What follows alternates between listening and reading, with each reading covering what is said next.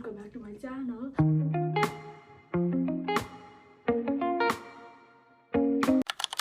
अनि आज चाहिँ सरस्वती पूजा सो मैले चाहिँ बिहान उठेर नुहाइधुवाइ गरेँ फ्रेस पनि भएँ अब चाहिँ म रेडी हुन्छु किन भन्दाखेरि मलाई अफिस जानुपर्छ इट्स अलरेडी 6:10 मलाई लेट हुन्छ किनभने 7 बजे त म अफिस पुग्नुपर्छ अफिस पनि अलिकति टाढा छ सो अब म रेडी हुन्छु गाइस पारा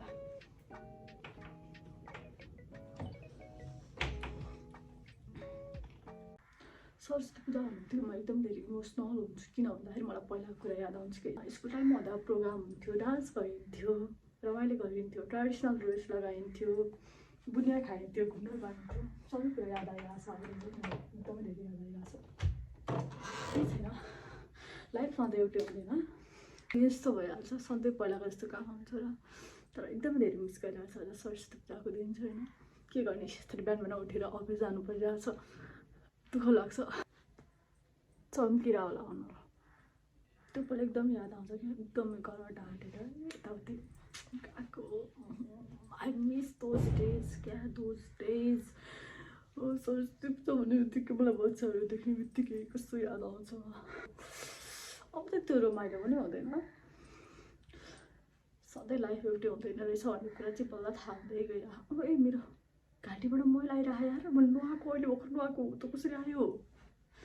मेरो स्किन के हो यस्तो के भयो मैला आइरहेको त यार के आएको अझ धेरै दिनपछि सनस्क्रिन लगाएर त होइन नि उयो साँच्ची हो न यार के आएको यस्तो मेरो फेसबाट घाँटीबाट होइन के आइरहेको यस्तो माई गड मलाई डर लाग्यो मेरो स्किन के ड्यामेज होला के हो यस्तो यताबाट पनि आइरह सी के यस्तो मल जस्तो हो मेरो स्किनबाट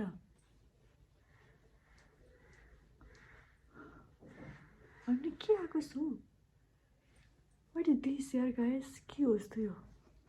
म थाहा नै छैन किन भन्दा म मेकअप गर्दैन स्किन केयर पनि गर्दैन स्किन केयर भनेको म त्यही मोइस्चराइजर सनस्क्रिन युज गर्ने त्यो पनि सम्झेको बेलामा गर्ने नभए त त्यो पनि थन्केर बस्छ थाहा नै हुँदैन मलाई ए थोप्रै गरेर बस्नु भयो क्या अन्त लेट भएपछि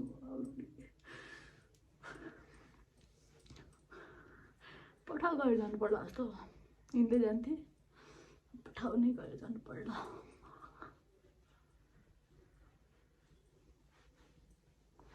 अब यस्तोमा मैले डबल चोटि क्रिम लगाएको मुख धुन्छु म त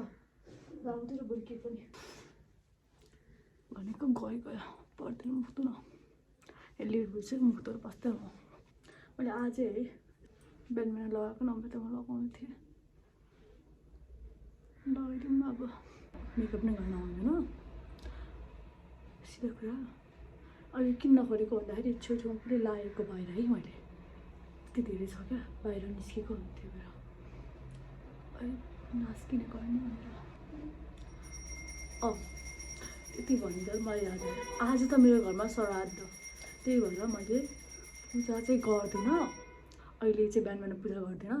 किन भन्दाखेरि मेरो घरमा आज हजुरबुवाको श्राद्ध पर्छ अनि जहिले पनि म स्कुलमा हुँदाखेरि पनि यसरी सरस्वती पूजाको दिन बिहानखेरि चाहिँ पूजा गर्न पाउँदैन थियो अलिक लेट नै हुन्थ्यो स्कुल टाइममा त त्यस्तै त हो नि लेट त हुन्थ्यो तर अलिक ढिलो बसेर पूजा गर्थ्यो कि घरमा श्राद्ध भएर आउँथ्यो त्यही भएर कपाल झन् चिसो लिपस्टिक लगाउँ होला मेकअप पनि के जस्तो यो आलु जस्तो भयो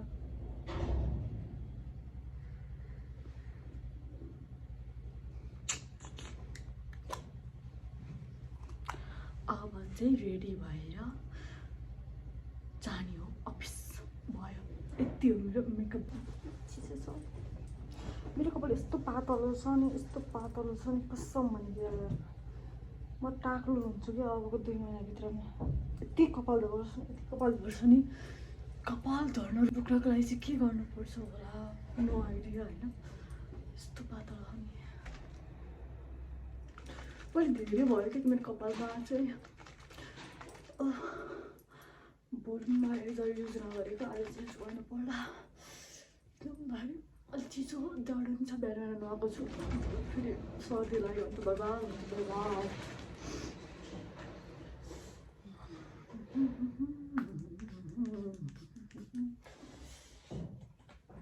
आज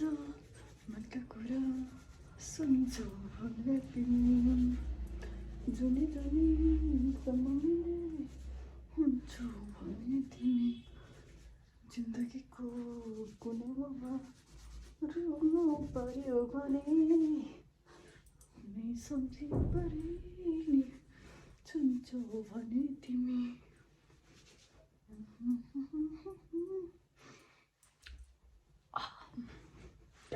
अब म गर्छु कपाल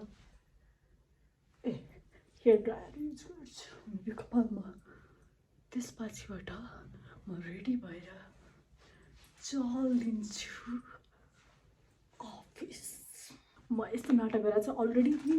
6:33 भइसक्यो गाइस 7 बजे पुग्नुपर्ने मलाई अफिस केही छैन सरी यति बिहान मैले मेसिन युज गरेँ भने अरूलाई डिस्टर्ब हुन्छ सो बरु म चिसै जान्छु बिक्कमा मान्छेहरू डिस्टर्ब किन गर्ने है ल प्रोडक्सन त युज गरेँ अलरेडी लेट पनि हुन थालिसक्यो घरमै नगर्नु कन्फ्युज भयो अहिले गर्दैन यार किन भन्दाखेरि अलरेडी लेट पनि भइसक्यो मान्छेहरूले बिहान गरेर सुरु गरेर आवाज आउँछ डिस्टर्ब मात्र हुन्छ त्योभन्दा बेटर गर्दैन यत्तिकै जान्छु सुकिहाल्छ नि आमाले पठाउन जान्छु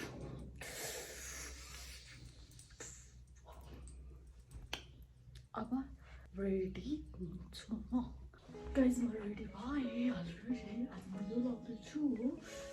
पर्फ्युम इज म्यान्डेटरी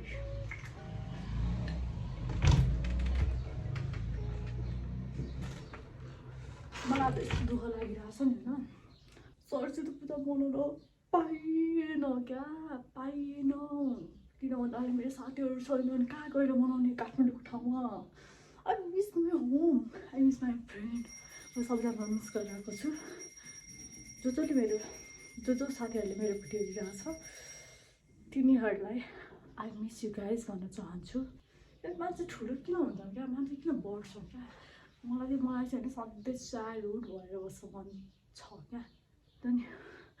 बच्चा बेलाको त्यो पल लास्टमा मैले जे गर्दा पनि केही नहुने अहिले त सबै आफूले गर्नुपर्छ कसरी म्यानेज गर्छन् कि मान्छेहरूले म रेडी पनि भएँ अब पठाउ गर्छु त्यसपछिबाट चलिदिन्छु कपाल पर्दैन किन भन्दाखेरि मेरो कपाल यत्तिकै राम्रो छ अरे कि हेयर ड्रायर युज गर्छु भनेको गर्न मन लागेन धेरै कपाल नि यस्तो झरेर के गर्नु मलाई सजेस्ट गर्नु होला कि कुनै ओइल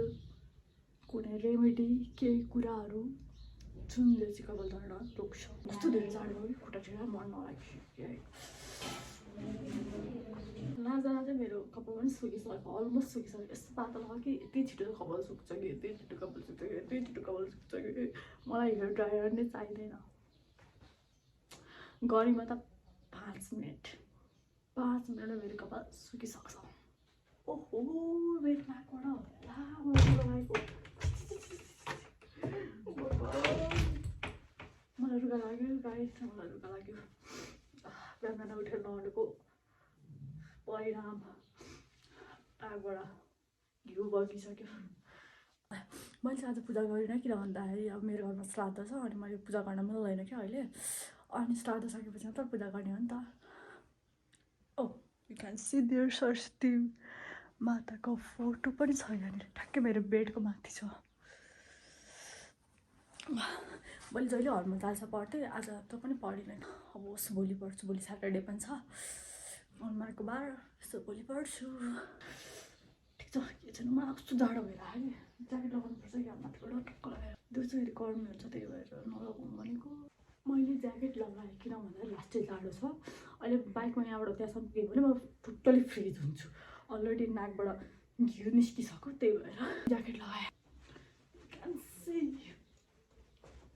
अफिसको लागि चल्देको